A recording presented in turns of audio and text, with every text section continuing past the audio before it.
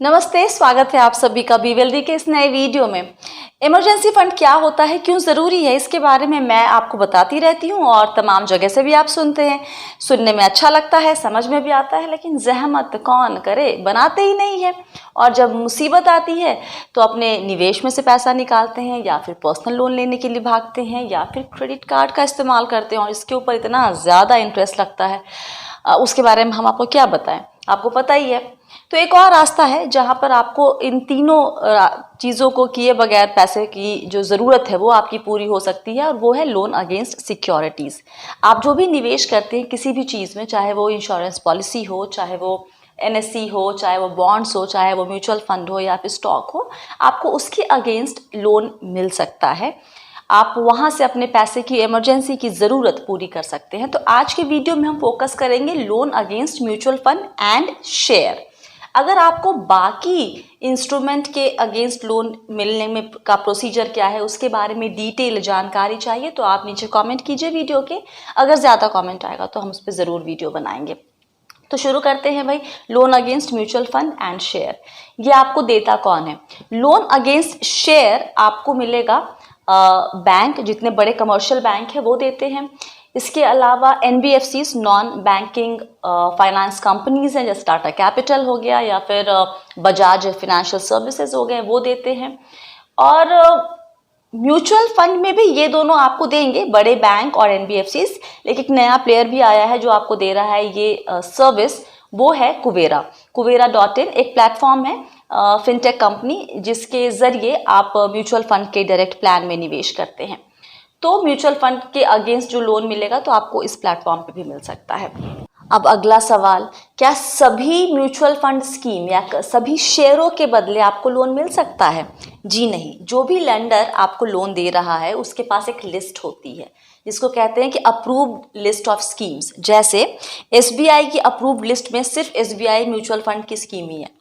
HDFC bank कहता है कि वो उसी म्यूचुअल फंड स्कीम के बदले लोन देगा जिसका ट्रांसफर एजेंट कैम्स है। कुवेरा कहता है कि वो सिर्फ उन्हीं स्कीम्स के बदले आपको लोन दे सकता है जिसका ट्रांसफर एजेंट कार्वी है। वैसे ही शेयर पे भी लागू होता है। सभी शेयर के बदले शायद आपको ना मिले लोन। ज़्यादा लिक्विड स्टॉक होगा, मतलब जिसमें ज़्यादा खरीद बिक्री होती है, वैसे स्टॉक पर आपको लोन मिलने के चांसेस और ज़्यादा लोन मिलने के चांसेस ज़्यादा होते हैं। तो ये लेंडर टू लेंडर डिपेंड करेगा। तो ये लोन लेने के पहले आपको चेक करना ज़रूरी है। अब दूसरा सवाल आता है, भाई कितना लोन मिलता है यहाँ पे?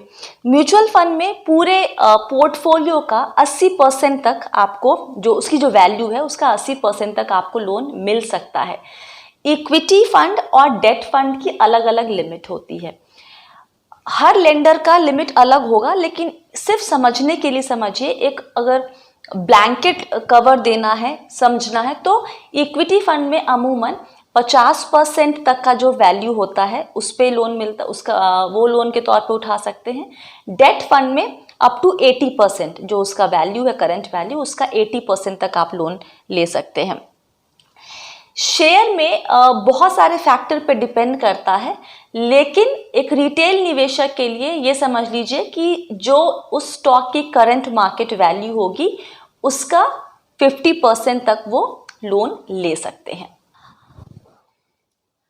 अब अगला सवाल कि कितना ज़्यादा से ज़्यादा और कम से कम लोन कितना मिल सकता है? अगेन ये शेयर और म्यूचुअल फंड का अलग अलग होता है, अलग अलग लेंडर की अलग अलग लिमिट होती है।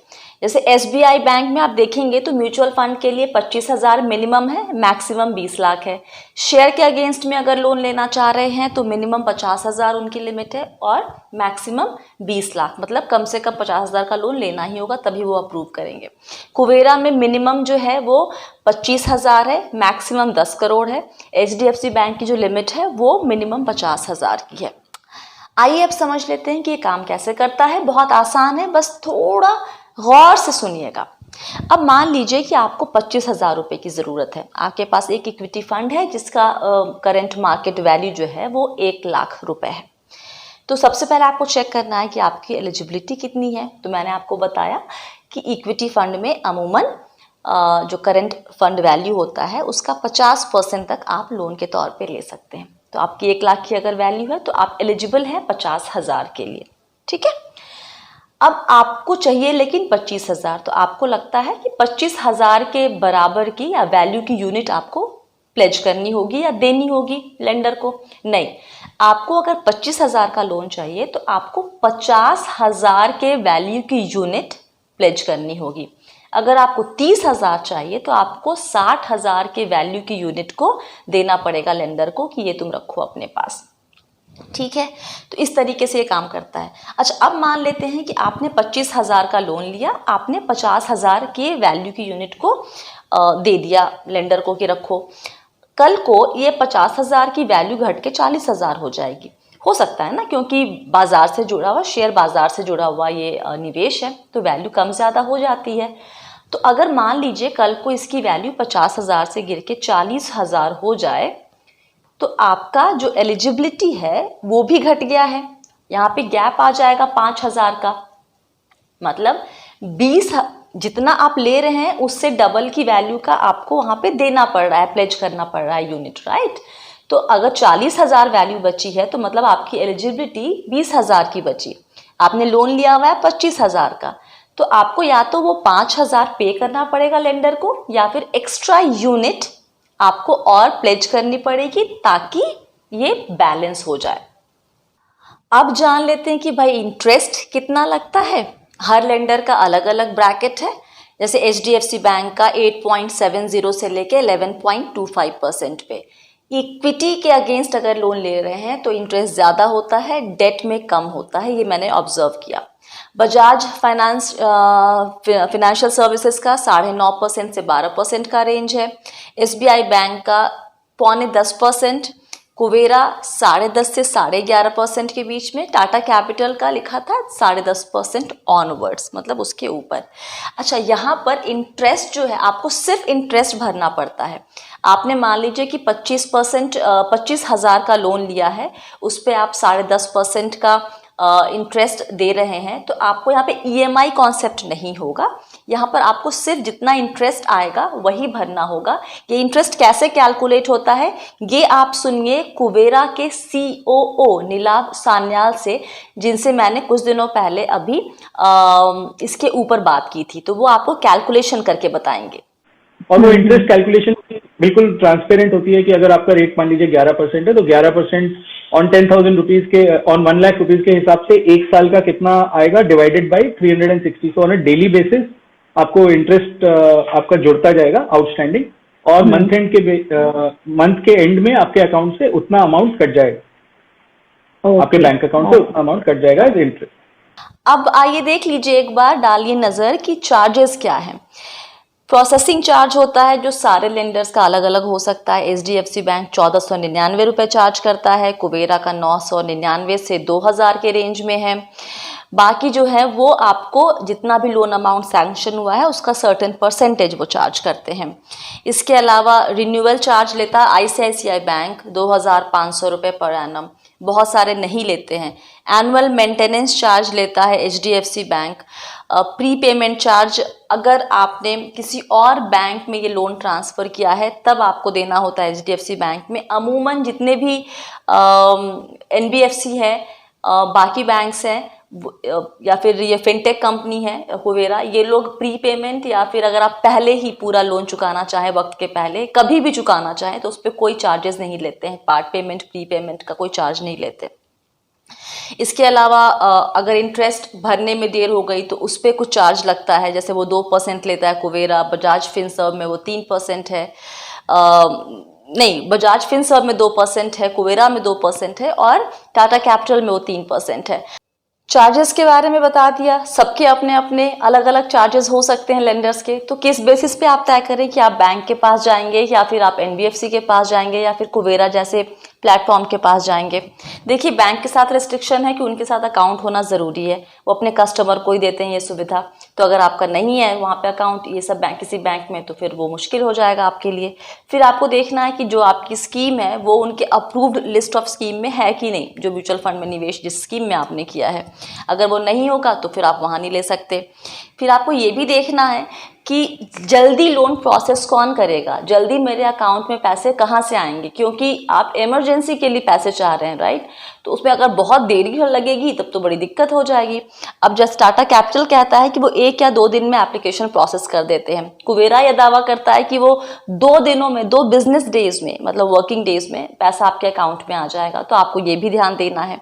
साथ ही ये देखना है कि अब चार्जेस कहाँ कम लग रहे हैं, इंटरेस्ट रेट कहाँ पर आपका कम है, और साथ ही जल्दी कितनी जल्दी पैसा आपके अकाउंट में आएगा। इन 3 चेकलिस्ट को ध्यान में रखिए और उसके हिसाब से आप चेक कर लीजिए कि आपको एनबीएफसी के पास जाना है या कुवेरा के पास जाना है या फिर बैंक के पास जाना है।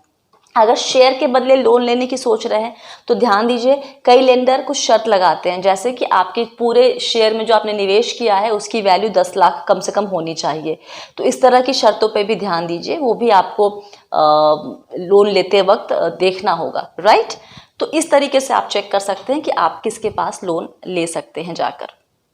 अब आखिरी 2 बात कि ऑनलाइन मिलता है या ऑफलाइन मिलता है। देखिए, बैंक एनबीएफसीज आपको दोनों ऑप्शन देते हैं, ऑनलाइन ऑफलाइन का। कुवेरा जैसा प्लेटफॉर्म सिर्फ ऑनलाइन ये पूरा प्रोसेस कर रहा है फिलहाल। इसके अलावा अब सबसे ज़रूरी बात कि अब पर्सनल लोन ले या क्रेडिट कार्ड, या फिर आप इसके ज़रिए loan against securities, mutual fund और शेयर के बदले, क्यों बेहतर है ये भाई एलएएस लोन अगेंस्ट सिक्योरिटीज़ क्यों बेहतर है बाकी दोनों से। देखिए, अगर पर्सनल लोन की तुलना में ना यहाँ पे इंटरेस्ट रेट आपको कम मिल सकता है। क्यों? सिक्योर्ड लोन है, आप साथ में कुछ दे रहे हैं कि ये रखो मेरे शेयर, ये रखो मेरा म्यूचुअल फंड यूनिट और उसके बदले मुझे लोन दो। तो यहाँ पर आपको कम इंटरेस्ट रेट मिल सकता है और क्रेडिट कार्ड की तुलना में तो शर्तिया तौर पे आप यहाँ पे कम पे करेंगे, ठीक है। दूसरा, पर्सनल लोन में आप ईएमआई देते हैं, वहाँ पे प्रिंसिपल अमाउंट और इंटरेस्ट दोनों का दोनों को मिलाकर आप देते हैं। यहाँ पर सिर्फ और सिर्फ इंटरेस्ट आपको देना होता है। पर्सनल लोन में फिक्स टर्म होता है, टेन्योर होता है कि 1 साल, 2 साल, 3 साल। यहाँ पर अमूमन जैसे कुवेरा, टाटा कैपिटल, ये लोग कोई फिक्स टर्म नहीं रखते। आप 3 महीने में भी पे कर सकते हैं, 6 महीने में भी पे कर सकते हैं, आपकी मर्जी है। कोई यहाँ पे कुछ लेंडर लगाते हैं टेन्योर वाला चीज़, रिन्यूअल चार्ज लेते हैं, लेकिन अमूमन ज़्यादातर नहीं लेते हैं। पर्सनल लोन में प्री पेमेंट या फिर फोरक्लोजर पे आपको चार्ज देना पड़ता है, यहाँ पर वो चीज़ नहीं होती है। पर्सनल लोन में डिफ़ॉल्ट किया तो, या फिर क्रेडिट कार्ड में आपने डिफ़ॉल्ट किया तो आपका क्रेडिट स्कोर गया, यहाँ पर वो चीज़ भी नहीं होनी है आपकी। और साथ ही सबसे अच्छी बात यह कि जो आपने निवेश किया है, हालांकि आपने उसको प्लेज किया हुआ है, आपने दूसरे को रखा हुआ है कि ठीक है तुम रखो और मुझे पैसे दो इसके बदले, लेकिन जो भी डिविडेंड या फिर बोनस मिलता है स्टॉक्स में या फिर म्यूचुअल फंड में डिविडेंड मिलता है आपको, तो वो सब आपको मिलता रहेगा। तो आपका निवेश इंटैक्ट है, उसके जो फायदे हैं वो आपको मिलते रहेंगे। आप जब तक लोन चुका नहीं देंगे तब तक आप उस यूनिट को बेच नहीं सकते हैं या अपने स्टॉक को बेच नहीं सकते हैं, बस यही फर्क है। तो इसलिए ये बेहतर है पर्सनल लोन या फिर क्रेडिट कार्ड लोन से। और अभी फिलहाल इतना ही। अपने निवेश के बदले म्यूचुअल फंड और शेयर में निवेश के बदले आपको लोन कैसे मिल सकता है, इसको मैंने बहुत ही तोड़ के मतलब आसान शब्दों में समझाने की कोशिश की है। आई होप मेरी ये कोशिश सफल हुई है। लेकिन अगर फिर भी आपके जहन में कोई सवाल आ रहा है तो आप नीचे ज़रूर लिखिए कमेंट सेक्शन में, फीडबैक भी दीजिए। चैनल सब्सक्राइब नहीं किया है तो प्लीज़ तुरंत कीजिए। वीडियो शेयर कीजिए अपने दोस्तों में, रिश्तेदारों में, ताकि उन तक भी ये काम की बात पहुँच सके। ध्यान रखिए, आप हैं मेरे यानी स्वाति के साथ, और हम सब हैं बहुत ही सावधानी और समझदारी के साथ अमीर बनने के सफ़र पे। आप सभी को मेरा बहुत सारा प्यार और दुलार। Stay blessed, healthy and be wealthy.